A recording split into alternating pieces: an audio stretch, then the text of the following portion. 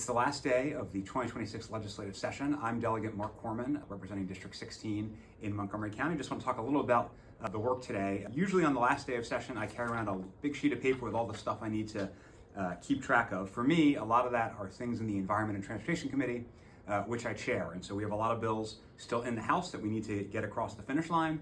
One relates to a new carbon removal regulatory regime to help a business that's trying to do more work in the state of Maryland. Another is called Mason's Law. This is an important law to have municipalities make sure their sewer grates are actually graded to avoid a situation that we unfortunately saw in the Frederick area where a young boy was killed.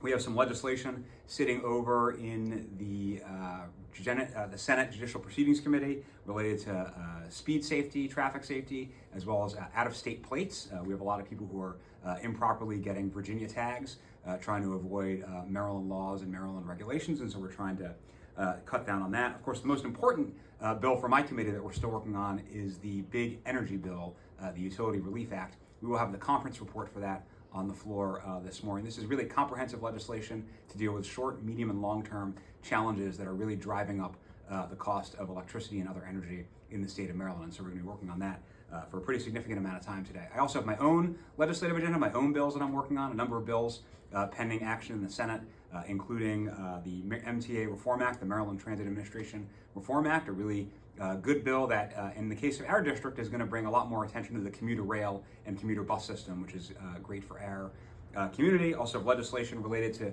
franchising reform. This is a line of business that we're trying to help grow and prosper in the state of Maryland to help our economy, as well as legislation related to transparency at our local boards of election, our local boards of education, which is currently pending on the Senate floor. This is one of those where the House has an opinion, the Senate has an opinion, they're not exactly the same, and so we're hoping we'll be able to work a deal out in the last few hours of the 2026 legislative session. Just a little bit about what's going on today and what I'm keeping track of on my sheet, just a small sample, and I look forward to providing a full report tomorrow after we adjourn.